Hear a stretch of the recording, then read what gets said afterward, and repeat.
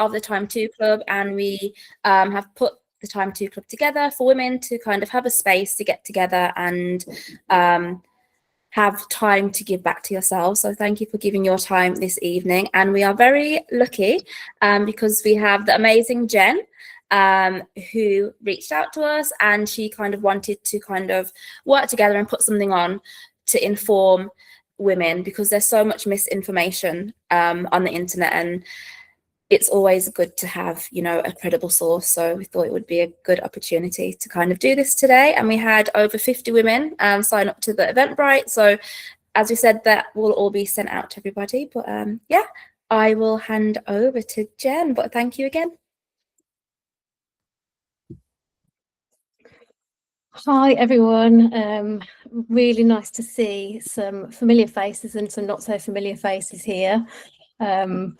I'm really honoured that Oni and Karine have let me do this for you, just to kind of reiterate what Oni has said about you know, having this amazing community that they've built.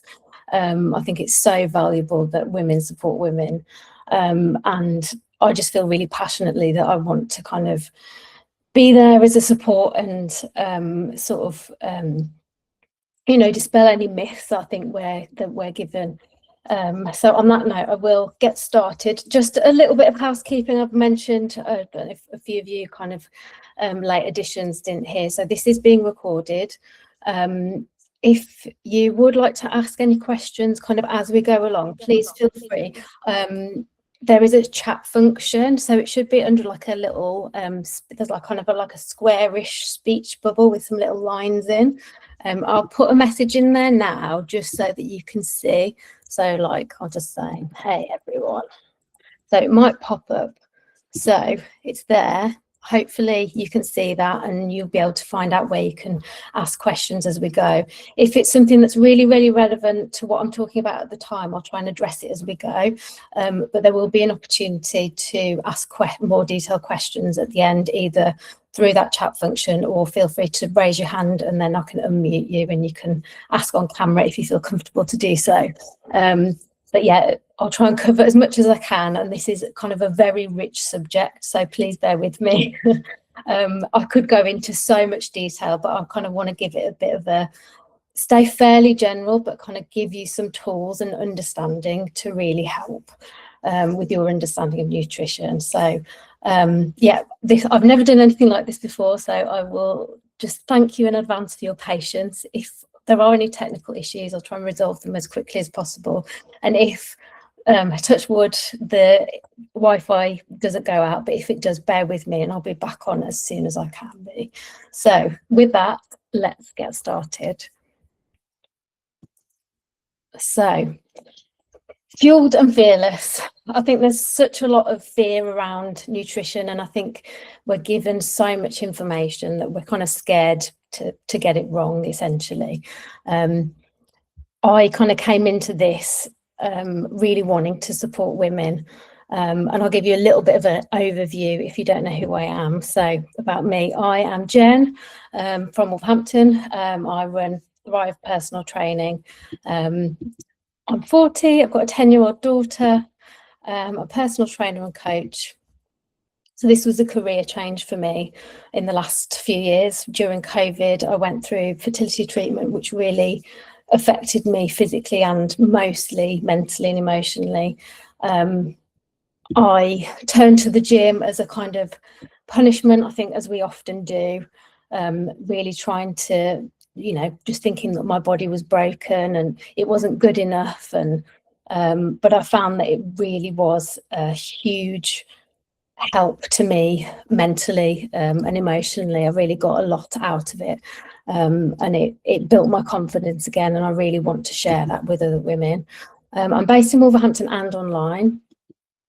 As I said, I'm passionate about supporting women to gain confidence in themselves, because I really see that once you gain confidence in your body and your knowledge, it really does bleed out into all of the areas of life outside of the gym.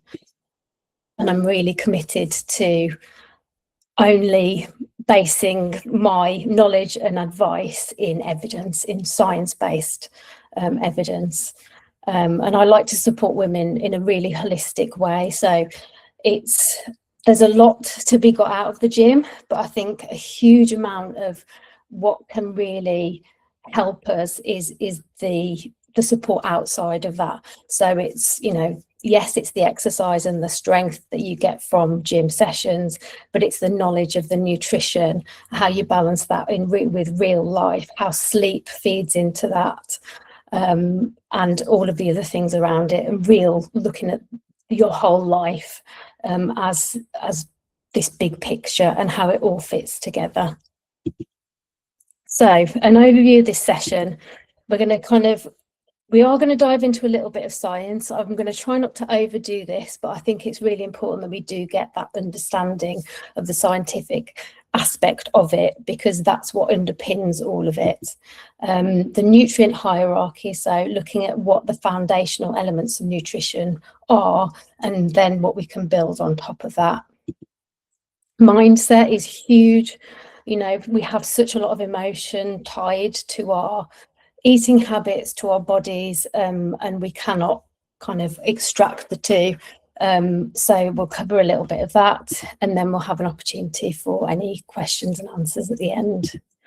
So if you can, with your little raise hand function, if you can see your little symbol, I'm just going to go whiz through a few things, and at the end I just want you to press that raise hand function if you can identify with any of this, if you've heard any of this.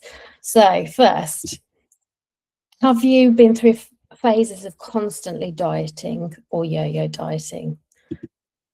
You have got incidences of feeling that food should be earned through exercise, or if you've eaten a lot of food, you kind of punish yourself the next day through trying to work it off. Healthy eating starts on Monday again. You're going through same cycles of, you start the week strong. Maybe you're eating salad all week. You get towards the end of the week, it feels really hard.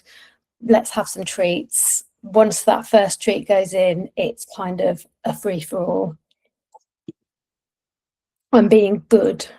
So good is very much framed as eating good food, eating healthy food, and anything outside of that is a failure.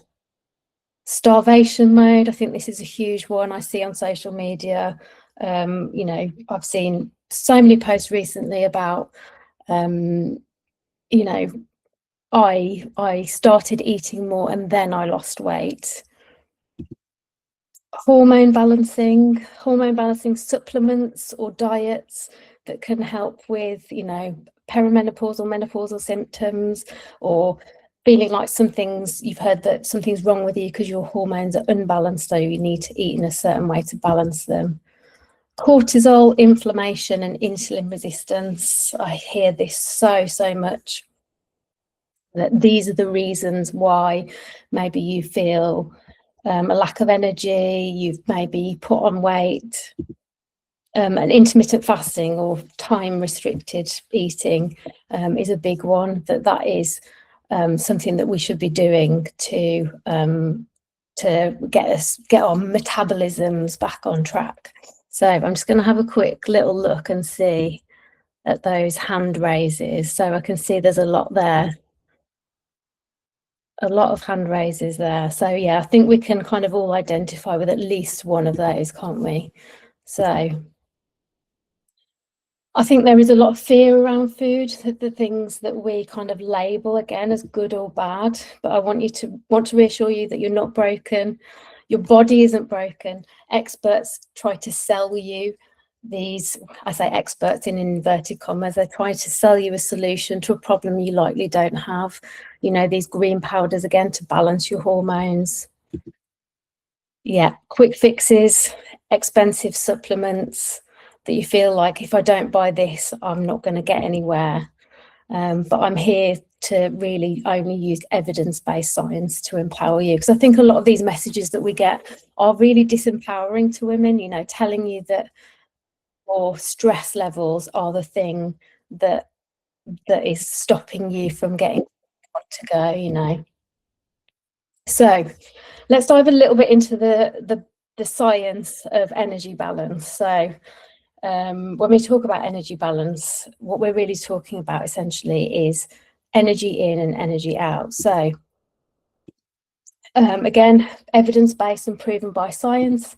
This really isn't, I want to reassure you that this presentation isn't all about weight loss by any means.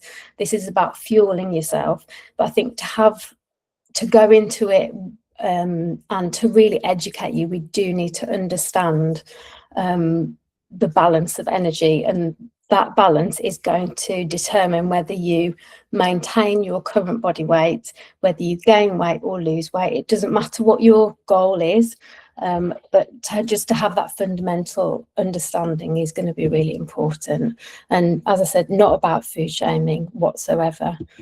It's just about education. So TDEE. So there's going to be a lot of letters in this little section, so I'll try and keep it as simple as possible. So TDEE is the total daily energy expenditure that we use in an average day. So that is everything. So it's, you know, working, walking, sleeping. There's a list here. Working, eating, exercising, walking, shopping, cooking, cleaning, sitting, eating, breathing, and being alive. So any function in your body requires energy. Even if you were to stay in bed all day and do absolutely nothing, you will still be burning a certain amount of energy to keep all of those processes going within the body. So this can be broken down, okay? So we've got BMR, which is your basal metabolic rate. This, if you think about this as your metabolism, we use this word metabolism a lot when we talk about energy and exercise and food.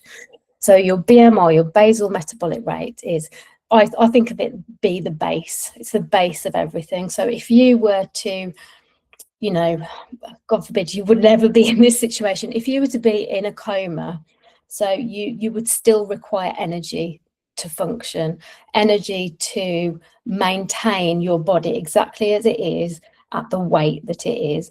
So this is the energy that is required to do that. So that forms part of your total daily energy expenditure. Then we have EAT, which is a little bit confusing, the fact that it's EAT. So EAT, exercise, activity, thermogenesis. So this means that when you go for that swim, that run, that kind of brisk walk, gym sessions, this is the planned exercise that you would do within that setting. Then we have NEAT on the other side, which is your non-exercise activity thermogenesis. So this is essentially any activity or movement that isn't that planned exercise. So this is what I'm doing now. I'm gesticulating with my hands, I'm talking. I'm a little bit nervous and sweating, to be honest, but so it's anything. It's the sitting at your desk writing, it's the cleaning, the cooking, the walking to and from the car, the picking the kids up from school, any movement, fidgeting while you're watching telly, you're scrolling on your phone. It's all of that activity that isn't the gym and that isn't those vital processes that are the simple things that just keep you alive. And then finally, we have the thermic effect of food, or the thermic effect of feeding, because it requires quite a lot of energy actually to not only eat food, but to digest it and metabolize it and get those nutrients to where they need to go. So I think you might be quite surprised by the makeup of these and how much energy we need for each of these 4 elements. So let's have a little look. So we have this little snazzy graph here. So as I said, the total daily energy expenditure, we have 100% here. So each section is, first we have this BMR, this basal metabolic rate. You remember it's the kind of, they're just lying in bed not doing anything. So that requires 70% around of your energy expenditure in a day. So that's the biggest amount, the biggest proportion. Then we have the thermic effect of feeding. So this takes around about 10% of your daily energy expenditure.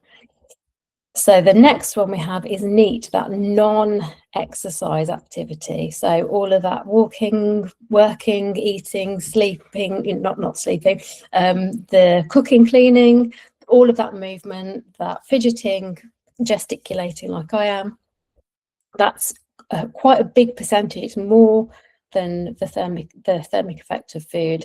And finally, we have that that exercise activity thermogenesis. So you can see that that's about 5%. So when I first learned about this, I was surprised, and I'm guessing quite a few of you will be too. You think, okay, well, to burn a lot of energy, I need to go for a run, I need to go to the gym, I need to be really active and, you know, do my aerobics, and maybe not doing enough. But that takes such a small proportion of the energy that you burn in a day. So we've got a few myths here. First, we talked about that body is in starvation mode. So when we talk about starvation mode, people think that if you eat a very, very low number of calories, a very low energy, your body will go into starvation mode and it will cling on to essentially fat and energy. But this has been disproven time and time again. It's still something that is very pervasive these days. I ate more calories and started losing weight. Again, that feeds into that starvation mode. Again, not true. It's not backed by science whatsoever. And again, a slow metabolism. Your metabolism only starts to slow down around about 60 years old. So no matter how you eat, you're not going to break your metabolism, whether you've been on low calories, high calories. It's really not going to make a difference to your metabolism. Your body's very, very clever. And it wouldn't let that happen. As I said, you know, they're very pervasive, especially on social media. So it really does come down to calories, and I know that calories can be quite an emotive subject. We can potentially get a little bit obsessed with these things. Sorry, I'll just put my phone on mute. Meant to do that before the start. But it really is just down to the science of calories in and calories out. So just going back for a second to that graph. So our BMR, generally, we can't really do a huge amount about. This will depend on, essentially, your BMR depends on your height and weight. So the kind of the makeup of your body. The things that we can do change are these two. So your eat and your neat. But some of the biggest tools at your disposal are going to be this neat section here. So when we talk about, let's go back to this slide.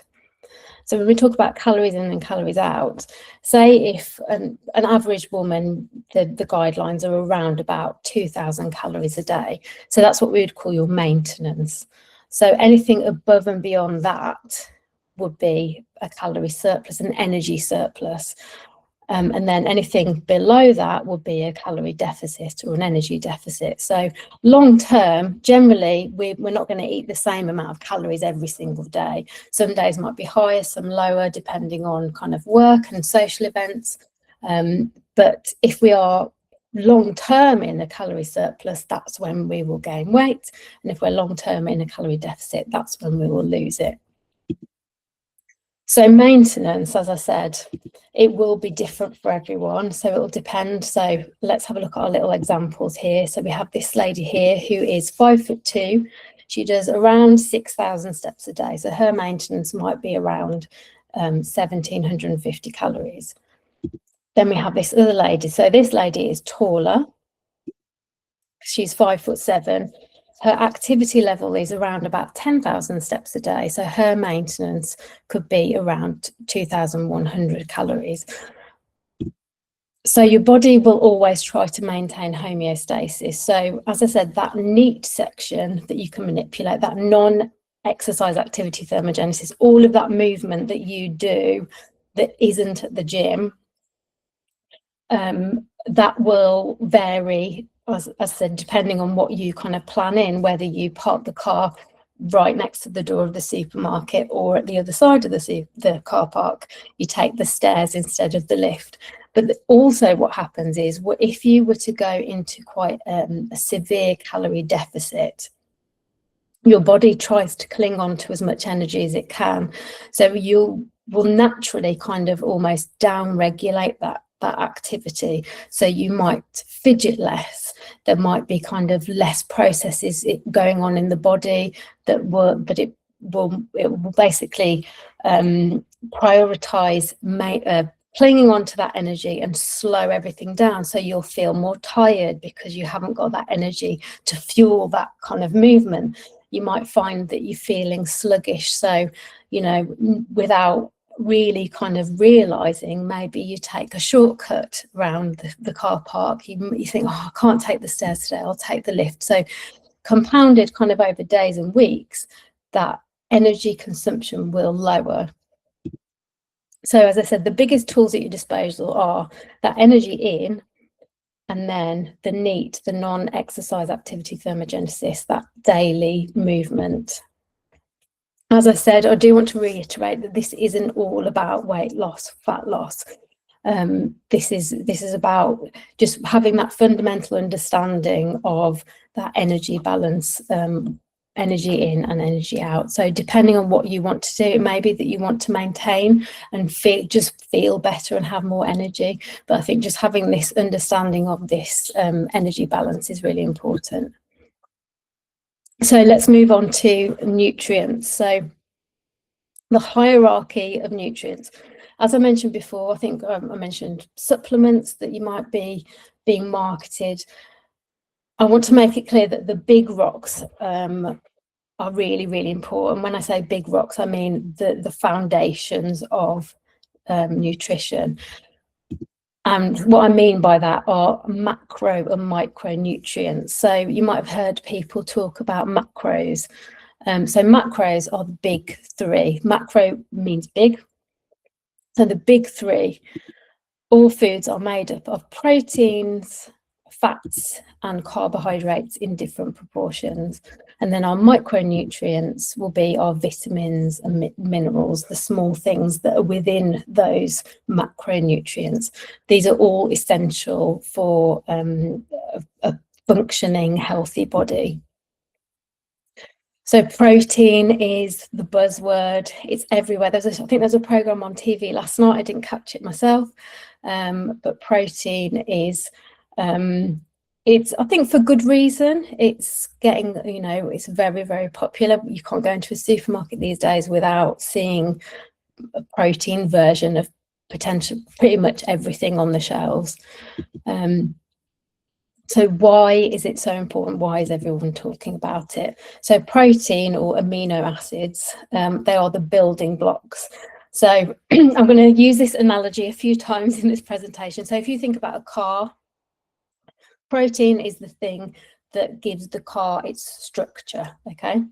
So remember that. We need sufficient protein to maintain or build muscle. So our structure, the structure of our bodies, again, more structure, connective tissues, like in your joints, ligaments, tendons, your skin, your hair. But it's also essential for various processes within the body. So protein for muscle mass, it's not just for those gym bros. Women generally have less muscle mass than men naturally. It's down to our hormones and our kind of makeup as females.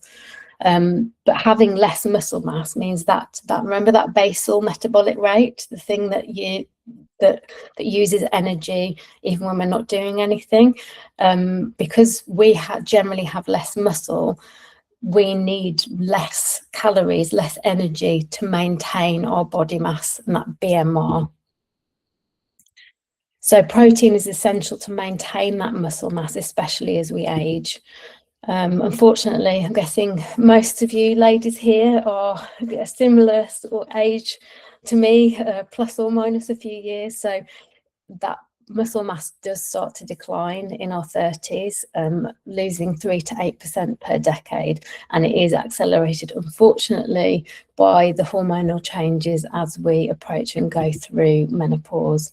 So it's a metabolically active tissue, which means it can really help balance our it helps, it's part of our metabolism, so it uses a huge amount of energy. Essentially, it supports the structure of the body for that strength and feeling of well-being, resilience. And the thing that I find that most of my personal training clients come to me about is, I would like to lose weight and I would like to tone up. So when we talk about being toned, what that really means is losing body fat but building shape through muscle. So how much protein do you actually need? So we do typically undereat protein. I think especially as we get older, and appetite can wane, and it can feel hard to get that protein amount in. But the general guidelines for adults to maintain and build muscle are, getting a little bit technical, but I can help you with this, 1.6 to 2.2 grams per kilo of body weight. But let's simplify that a little bit. So if you know how much you weigh in kilos, or what your kind of ideal body weight is, we're going to look at 2 grams of protein per kilo of body weight, and that works out roughly 1 gram per pound of body weight. So there are various online calculators that you can use. I have one on my website, so I will drop that link. Actually, I might see if I can just drop it in the chat. You might be able to use it. Let's just do this.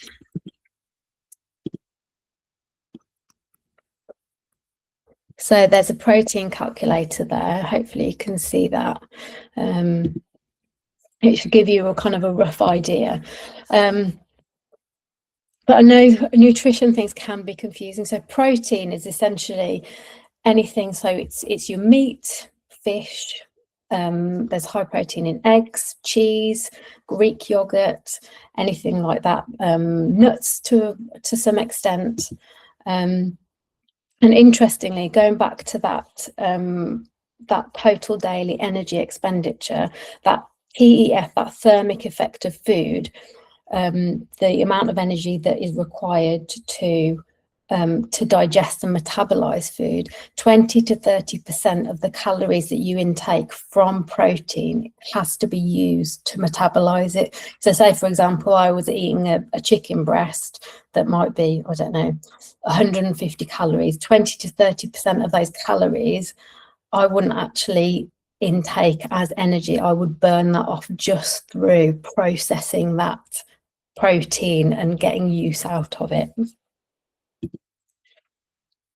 So moving on to carbohydrates, I think we all know about carbs, but they are not to be feared. I know we talk about cutting carbs if someone wants to lose weight potentially, but they're really, really important. I see these as the battery. So if the protein was the structure, this is the fuel. So protein builds the car, carbs fuel it. It's really, really important that we do have plenty of carbohydrates. I also want you to think about your energy and your mental energy, because carbohydrates are the primary fuel source used by the brain. So you'll see, for example, marathon runners, yes, they're taking their kind of energy gels as they go around the course to fuel their bodies, but they will be fueling right up until the very end of that race, because they need a lot of carbohydrates for decision making, particularly as they really fatigue. So if you're kind of suffering with things like real energy dips in the afternoons or brain fog, really think about what your carbohydrate intake looks like.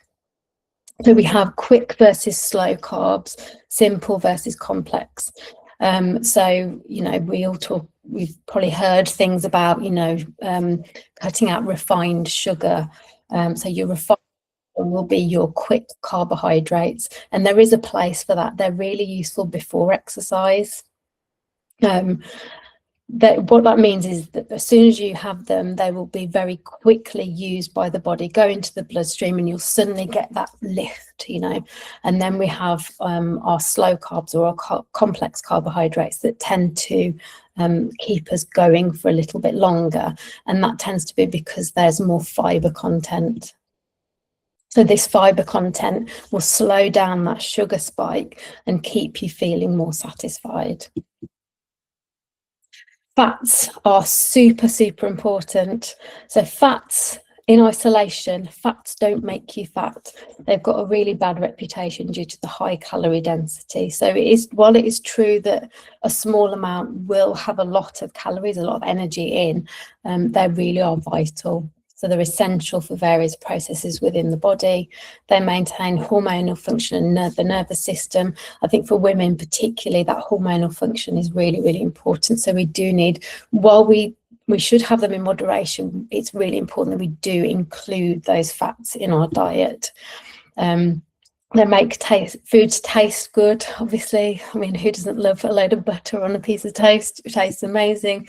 But what fats also do is they slow gastric emptying. Essentially, that means that it stops food going through your stomach quite so quickly. So it means that will keep you fuller for longer and promote that feeling of satiety. So, you know, if you've kind of had a really low fat meal, sometimes you think, oh, I just don't feel that satisfied. Including some healthy fats in there will really help promote that feeling of satisfaction. So we have saturated versus unsaturated. I think, you know, it's pretty common knowledge that those saturated fats aren't quite so good for us, whereas the unsaturated fats are better. So an easy way to remember this is liquid versus solid. So your solid fats, so things like your butter, lard, animal fats, if they're solid at room temperature, that means they're saturated. If they're liquid at room temperature, so things like your olive oil, they are your unsaturated fats. So they're the better form of fat to have. So let's go back to that car analogy. The protein builds the car, the carbs fuel it, and the fats keep things running smoothly. So think about it as the oil in your car. They're going to keep things just running really nice and smoothly, keep those joints lubricated. So let's talk about the building your plate. So the proportions of these different macronutrients are important. So I've got my plate over here. So the way that I would build a plate is to prioritize that protein. So the protein is, like I say, it's super important for maintaining that muscle mass. It's also going to help you keep you satisfied, essentially. So, you know, maybe you've had a breakfast of a couple of pieces of toast or a cereal. If you turn that on its head and had something like eggs or you know, yogurt, something like that with the high protein content will keep you fuller much longer. So a protein amount, I would say, is around about a quarter of the plate, or kind of like a palm-sized portion. Half the plate, really fill that up with fruit, veg, salad. So this is what we call high volume food. So you can have a lot of it. So it's huge volume, so it's going to keep you full along with that fiber content, but it's not going to be huge in terms of caloric value. A cupped hand of starches, so this is what we have here, our starchy carbs. So those potatoes, rice, pasta, grains and wheat. And these plant starches will provide that fiber content to keep you fuller for longer, and promote digestion, and really help keep you satisfied and fueled throughout the day. And then those healthy fats, like I said, the olive oil, the avocados, oily fish, that kind of thing. We're looking at kind of a thumb-sized portion.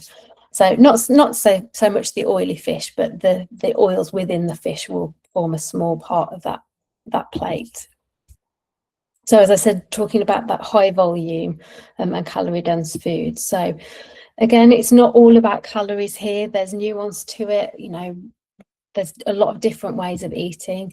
Food can be healthy, but it's dependent on the quantity and overall intake. So, you know, it would be possible to still lose weight on a diet based on McDonald's, if that calorie intake, that energy balance is in the right place to do that.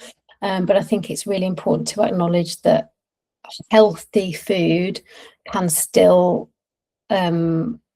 promote weight gain if that's not something that you want to do. So something like olive oil, so it's that unsaturated healthy fat, which is great. It's going to give you various different benefits, but you have to bear in mind the amount that you use. So 1 tablespoon can be 123 calories. So if you think you're cooking and you put a couple of tablespoons, you know, already that's 250 calories right there before you've even added the food content. Things like fruits and nuts. Yeah, you think, okay, well, let's not have that Kit Kat for that afternoon snack. Let's have some fruit and nuts. So what 1 portion is 173 calories. Okay, that's fine, you know, if you kind of plan that in and you're balanced with it. But maybe you're suddenly eating, so this bag here is 300 grams, which isn't a huge bag. It's probably, I don't know, maybe a quarter of an A4 size piece of paper. You know, it could be very easy to eat. Maybe you go for half the pack, that's 150 grams. So you can really see how quickly those calorie dense foods can add up. Something like mushrooms. So, oh, gone backwards, sorry. Let's mind where we were. Something like mushrooms. So this is what we call a high volume food. So these are very, very low calories.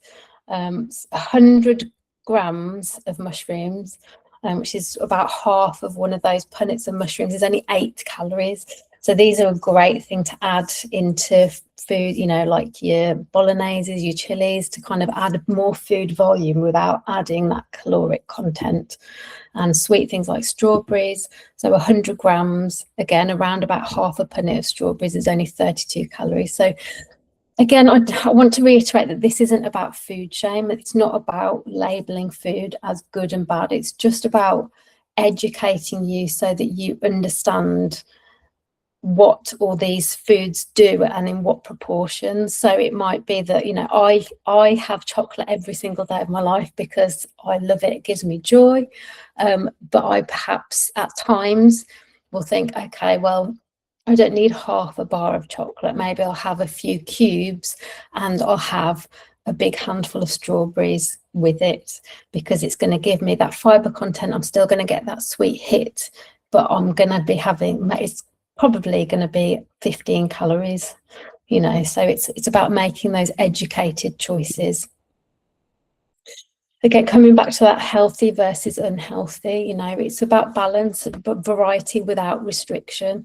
So I you know, I feel passionately that no foods should be off limits. Enjoyment of food is important. Treats matter. Like I just said, I look forward to that bit of chocolate every evening after my dinner. It's possible to be a healthy body weight or even lose weight eating fast food, down to that energy balance. Everything is down to that energy balance. But I will caveat that by saying, you know, you can be a healthy body weight, but you can be undernourished in other ways if you're missing out on those vital nutrients from the healthy fats and the vitamins and minerals from the fruit and veg. Calories matter, but then so does their nutrient content. So macro and micronutrients fuel your body for sustained energy and function. So female hormones, something I think we're all interested in. Short-term hormonal shifts of menstrual cycle and long-term changes during perimenopause and the menopause can really affect how we feel physically and mentally. I think we'll all have experienced this at some point. You know, you feel tired, you feel low, or you feel ravenously hungry. These hormones can really, really affect how we feel physically and mentally. Nutrition can feel much harder and more effort. You know, I think it's, again, we can all identify with that. You have these low times, we turn to food for comfort. And again, I think that's huge for so many people. I don't think there's many people I've spoken to that don't turn to food for that kind of that comfort effect. So as female hormones drop, as we approach menopause, fat distribution changes. So that kind of classic female shape of the curves, so the holding that weight around the hips, that might start to change, and it might shift towards the midsection. Sleep is often the first thing to be affected. So, you know, going through those changes and not being able to sleep, whether it's through anxiety, night sweats, and just not feeling good. Once sleep is affected, then that can really have a big effect elsewhere. So that poor sleep impacts energy and hunger hormones. So when we are feeling tired, you think, oh, I've got no willpower, but it's not about willpower. It really is about how that lack of sleep does hugely affect that mindset and those hunger hormones, and those hunger hormones are real. So the energy balance is then shifted. So the starting points here, just to kind of give you these key takeaways from this section, I want you to think about starting by adding. So add in protein. So it might be you have porridge in the morning, add some Greek yogurt to it. You maybe have toast in the morning, add some eggs to it. Eating a variety of food means a well-fed body is a fueled body. Build those meals around protein. Don't cut out those food groups. Don't cut carbs. We need them for that energy. Find ways to enjoy treats. That foundation of the macro and micronutrients is so important before you start thinking about the ashwagandha, about the hormone balancing powders, the collagen. Start with those really big rocks. So mindset shift.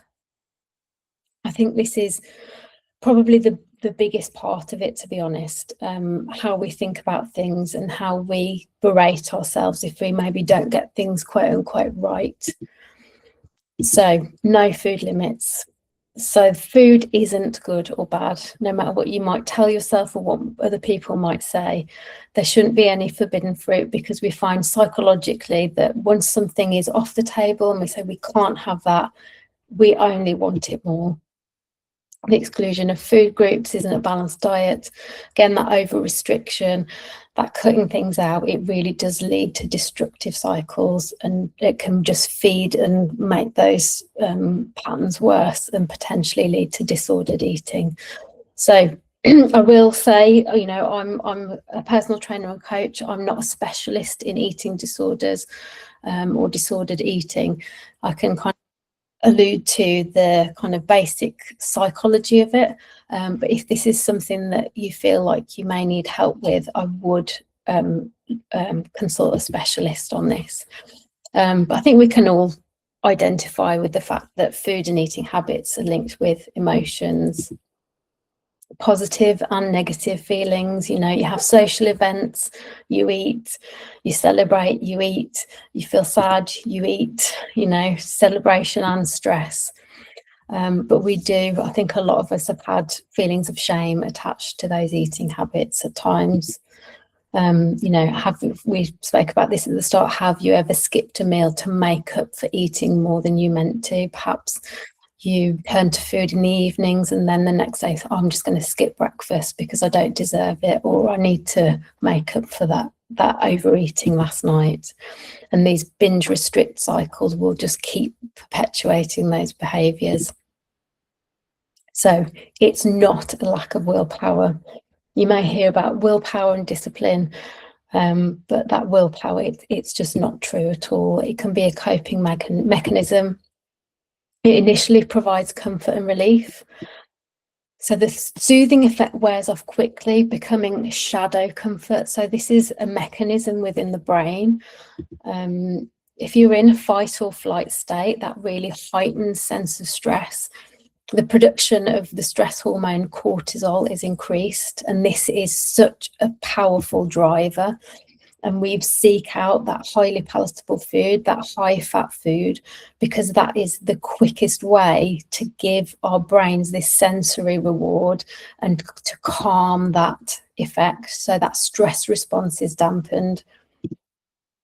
And that leads to a negative reinforcement loop. So, okay, well, this worked. So then it means I now want it more. So that food provides the relief, and then we just repeat it. And the more we do it, the stronger this loop becomes. So just touching on consistency, I think we are in a culture these days of perfectionism. You know, we think, oh, we've got to be consistent, we've got to do it every day. You know, I think somebody was telling me the other day that Paddy McGuinness is doing this 75 hard challenge, where you have to do certain things for 75 days straight, and if you miss a day, you go back to the start. You know, I think that's just unrealistic, and it's not what true consistency looks like. So what we think consistency looks like is being exactly the same every day, but it's not. It's about just trying your best and doing it more often than not. Real consistency is kind of experiencing, okay, today was a good day, and then the next day maybe today wasn't ideal, but I tried. Let's go again. And then you just keep learning, and you keep learning, and you keep learning. So not about changing everything overnight. It's about starting those small little habits. So maybe it's tomorrow you think, okay, well, what can I add to my breakfast just to add a little bit more protein? Or what grace can I give myself if the next time I think, okay, maybe I've turned to comfort eating, I've overeaten a little bit, but what can I do to give myself the grace to accept that, okay, that wasn't ideal, but I'm not going to punish myself for it. I'm going to fuel myself well today and see if that makes a difference. So going back to those starting points, especially when it comes to that comfort eating regularly, even when your appetite is low, because we find that there's research that says that if we fuel ourselves well earlier in the day, that nighttime eating, those habits that we kind of turn to, are not used quite so much. Giving yourself permission to eat all foods.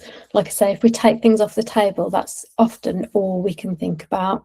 You know, it can be the key to really finding that balance. Give yourself unconditional permission.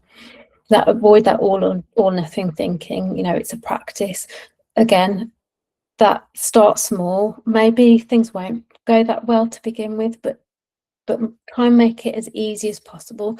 Even set yourself the smallest task that seems like, oh, that's so easy, why would I even try? You know, but often these small tasks that we give ourselves, even though they feel easy, we start to build trust in ourselves. You know, maybe it is the adding a snack, a protein snack earlier in the day. Maybe I'll just pick up a protein yogurt or something for my mid-morning snack. Okay, that feels too easy, but be consistent with it. Think, okay, well, what else can I try? Maybe I can give myself a slightly higher protein lunch this week. You know, really start small. Mindful eating when you can. I think we're all guilty of this, just wolfing down our food. We look forward to it so much, we're starving, we wolf it down, and then it's kind of gone before you even realize it. But just taking that little bit of time, a couple of deep breaths before you eat, can really help. And not falling into rigid ways of eating, calorie restriction, or exercise as punishment.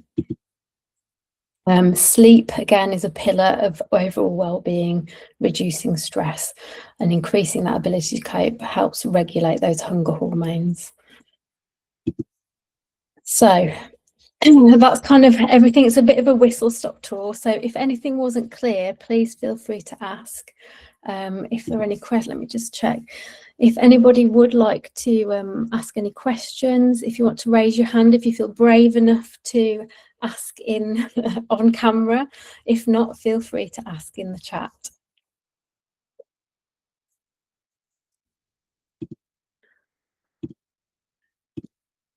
I can. Oh, I know Julie's raised her hand. Let me see if I can unmute. Where are you, Julie? So Oh, here we go. Oh, I think Julie, you might have to unmute yourself. Can you do that?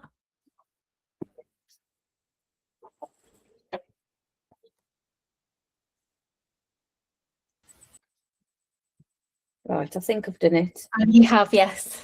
Okay, it's all right. My screen, the buttons that I need are below the screen, which is weird. I can't see which one it is. Yeah. So basically, it's a slightly different take on what you've gone through so far. Sort of, I'm coming up to 50 this year, so I've had sort of quite a bit of time where I've intended on losing weight and haven't. Yeah. And then just got annoyed with it and just gave up altogether. But the main reason how this has all come about is my daughter, who's only 18, she's massively underweight. Yeah. And it's affecting her periods. Okay. And as a young girl, that's, you know, quite a major concern. Yes. And it wasn't until we sort of had a look at her normal diet and a normal intake of food and sort of put two and two together and went, this has got to be because of your calories, your diet. And she's started work recently, so she's been doing a lot of long shifts with no food. Yeah. As in not actually eating beforehand and going for like 12 hours straight with no food. Yeah. She's slim anyway. She's always been on the bottom threshold of her weight range. And it's happened in the past where I think she's one of these people that if she just dips under that ever so slightly, it has a massive impact.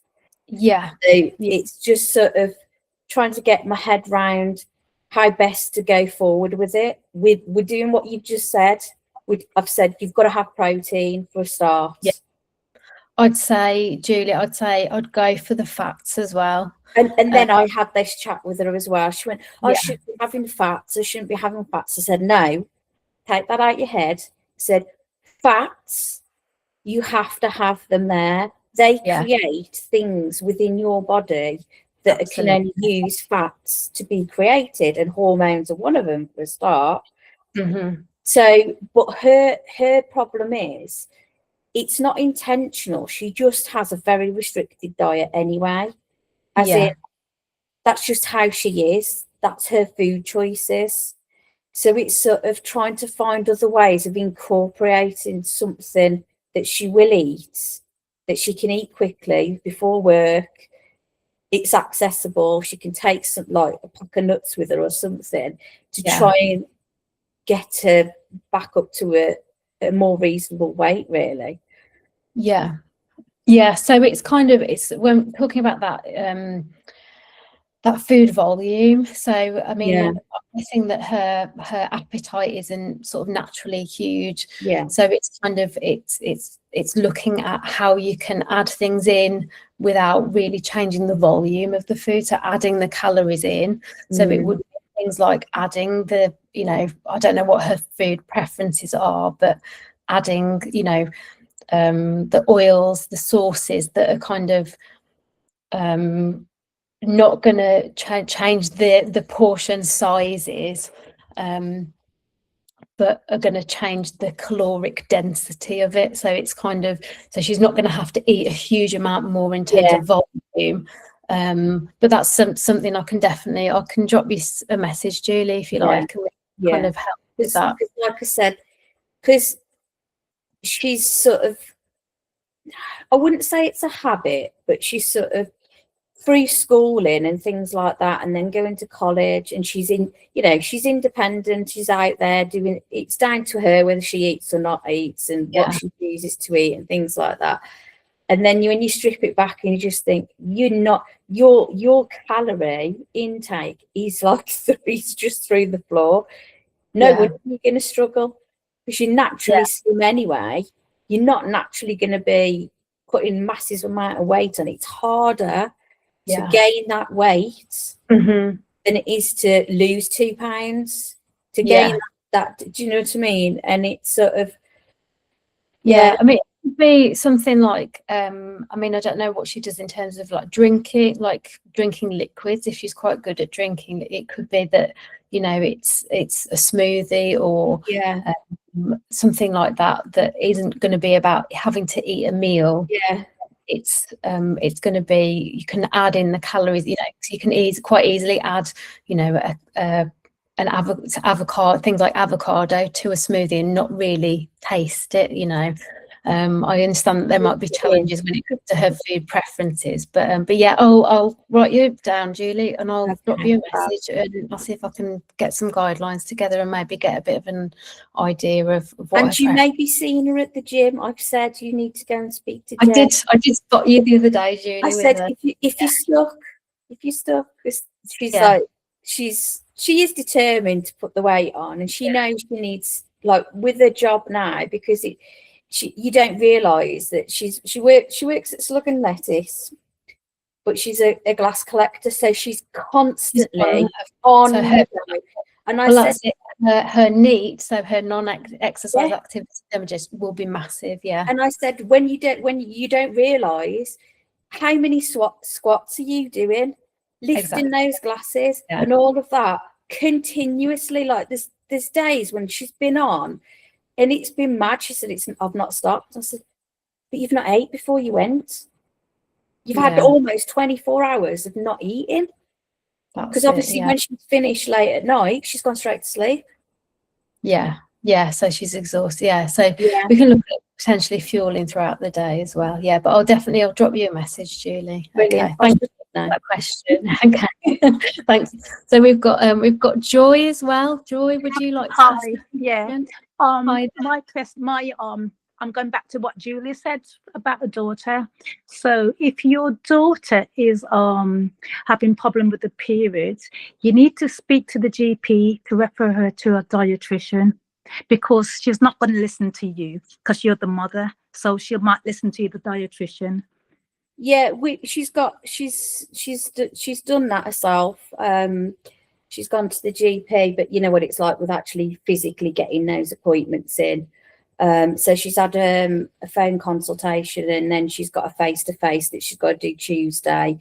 She's had blood tests and things like that. So I've said to her, I said, you really, because she goes, I think they're just going to fob me off, Mum, and just ignore me. And I said, you've got to really be forceful and say, this has gone on long enough. She's had 70 days this time round, no period. So, and like historically, when she's gone back and she said, it's never been right, really. And a lot of that, like I said, I think she's always just dipped under all the time. And there is thing called, it's called hypothalamic amenorrhea, which basically means the hypothalamus is in the brain. It will, your body's very clever, like we talked about. It's going to prioritize the and it can't maintain pregnancy. Exactly. So unfortunately, if that energy isn't high enough, the body is not going to prioritize reproduction.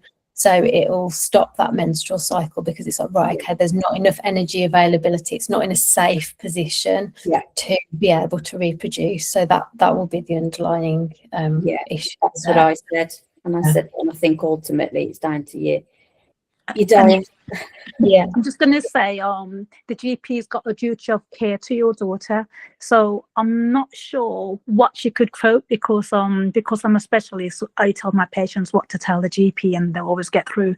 So maybe you can see, like you can ask, you can look at the guidelines for that and quote it in the GP practice, and they will listen. Okay, thank you. Oh, thank you for your input. That's great. Thanks for the question. So we've got Sophie. Would you like to unmute yourself to ask a question?